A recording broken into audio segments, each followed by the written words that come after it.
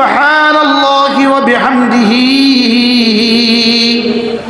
সুবহানাল্লাহিল আযীম। এবার আল্লাহর নবী বলেন কালিমাতান, দুটো শব্দ এমন আছে খাফিফাতান আলাল লিসান, জিহ্বায় বড় সহজ, জিহ্বায় বড় কি, জিহ্বায় বড় সহজ। সাকিলাতান ফিল মিজান, মিজানে বড় ভারী। রব যদি বলে ভারী, এটা কত ভারী? কি বলে? রব যদি বলে ভারী, তো এটা কত ভারী? আর হাবিবাতান ইলার রহমান, আমার কাছে বড় প্রিয়।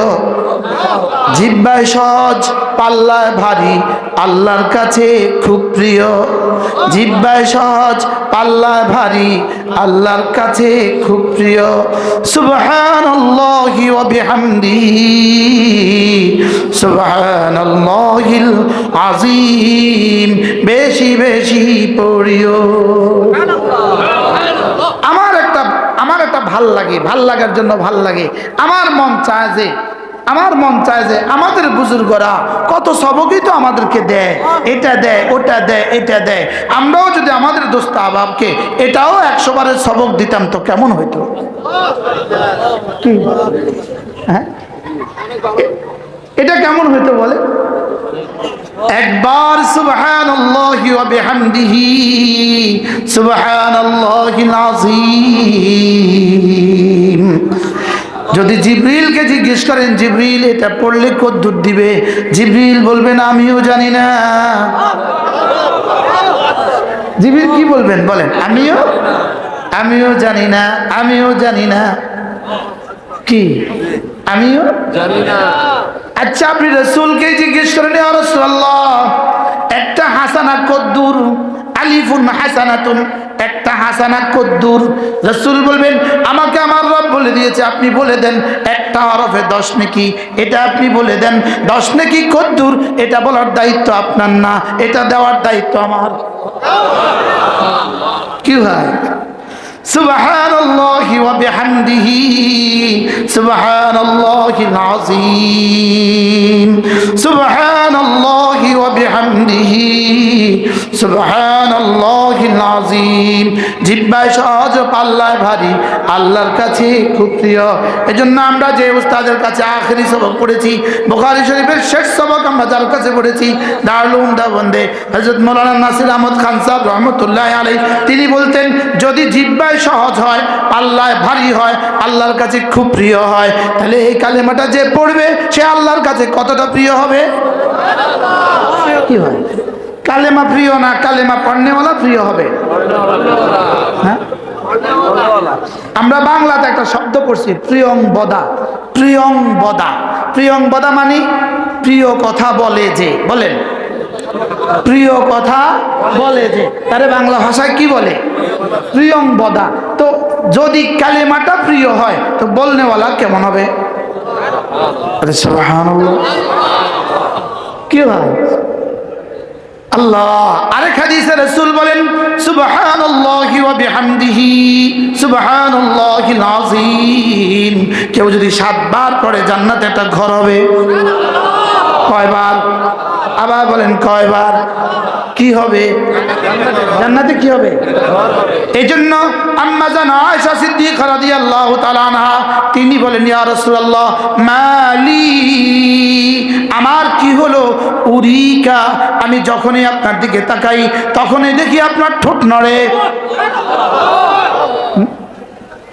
আমার বুঝে ধরে না রাসূলের ঠোঁট নড়ছে কি দিয়া, আমাদের ঠোঁট নড়ে কি দিয়া, আমার বুঝে ধরে না। বলেন রাসূলের ঠোঁট নড়ে, বলেন রাসূলের কি নড়ে? আবার বলেন ঠোঁট নড়ে। মালি উরিকা তাতাহাররাকু শাফাতাইকা ইয়া রাসূলুল্লাহ, ইয়া রাসূলুল্লাহ আমার কি হলো? আমি যখনই দেখি তখনই দেখি ঠোঁট নড়ে। রাসূল বলেন আমারানি রাব্বি বিআরবাতি আশিয়া, আয়েশা আমার রব আমাকে 4টা জিনিস দিয়ে ঠোঁট নাড়তে বলেছেন। কয়টা দিয়ে? আমারানি রাব্বি বিআরবাতি আশিয়া, আমার রব আমাকে 4টা জিনিস দিয়ে ঠোঁট নাড়তে বলেছেন।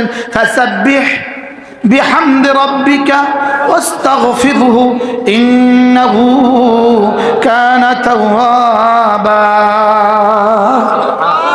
পারেন সবাই? আয়াত পারেন? কোন সূরা? ইযা জাআ নাসরুল্লাহি ওয়াল ফাতহু ورأيت الناس يدخلون في دين الله أفواجا فسبح بحمد ربك واستغفره إنه كان توابا। এই সূরাটা যেদিন নাজিল হলো আল্লাহ রাসূলের ওফাতের 80 দিন পূর্বে এই সূরাটা নাজিল হয়। কতদিন পূর্বে? 80 দিন পূর্বে এই সূরাটা নাজিল হয়। এই সূরার পরে মুকাম্মাল পরিপূর্ণ আর কোন সূরা রাসূলের উপর নাজিল হয় নাই। এই জন্য নুজুলের এতেবারে সর্বশেষ সূরা এই সূরা। সুবহানাল্লাহ। এই সূরা নাজিল হওয়ার সঙ্গে সঙ্গে যদি সিদ্দিক আকবর কাঁদতে থাকলেন, কাঁদতে শুরু করলেন। সাহাবায়ে কেরাম বললেন এখানে কাঁদার কি হলো? এটা তো খুশির সংবাদ। এটা তো কি সংবাদ? এটা তো খুশির সংবাদ, বিজয়ের সুসংবাদ। সারা দুনিয়ার সমস্ত মানুষ মুসলমান হবে, এই সুসংবাদ। এখানে কাঁদার কি হলো? হযরত সিদ্দিক আকবর বললেন না, এখানে সুসংবাদের সাথে সাথে দুঃসংবাদও আছে। রাসূলের দ্বীন পরিপূর্ণ হয়ে যাওয়া মানে রাসূলকে তুলে নেওয়া। রাসূলকে কি নেওয়া বলেন? সিদ্দিকের বুঝা কেমন বুঝা? এজন্য এই সূরা কি, এই সূরার পরে আর পূর্ণাঙ্গ কোন সূরা কি হয় নাই, নাজিল হয় নাই। তো এই সূরার মধ্যে আল্লাহ তাআলা বলেন ফাসাব্বিহ বিহামদি রাব্বিক, আপনি তাসবিহ পড়ুন, হামদ মাখা। সুবহানাল্লাহ। আপনি হামদ মাখা তাসবিহ পড়ুন। বলেন হামদ মাখা তাসবিহ। আপনি সুবহানাল্লাহি ওয়া বিহামদিহি পড়ুন। আপনি সুবহানাল্লাহি ওয়া বিহামদিহি পড়ুন। আস্তাগফিরুহু এবং আস্তাগফিরুল্লাহ পড়ুন। ইন্নাহু কানা তাওয়াবা, এর জামানে ওয়া আতুবু ইলাইহি পড়ুন। সুবহানাল্লাহ।